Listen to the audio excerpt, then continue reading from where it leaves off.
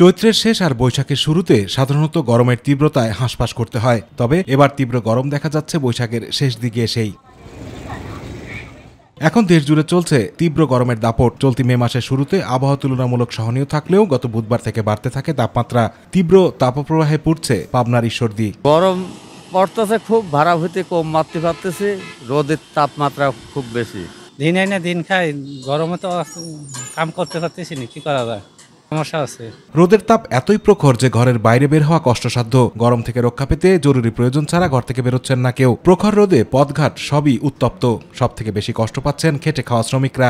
যারা কাজে বের হচ্ছেন তাদের সহ্য করতে হচ্ছে তীব্র গরম। প্রচন্ড গরম, মানে ছেলে পেলে সব অস্থির হয়ে যাচ্ছে গরমে। মনে করেন বাইরে যে বেরোবেন, বাইরে বেরোলে মনে হয় যে শরীরের উপর জ্বলে যাচ্ছে, শরীর জ্বলে যায়, সারা শরীর জ্বলে যাচ্ছে, এত গরম, অতিষ্ঠ হয়ে গেছে গরমে।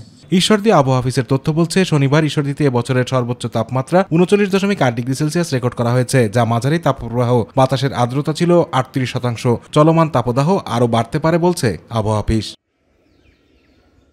আতিকুর রহমান তিতাস, মাই টিভি।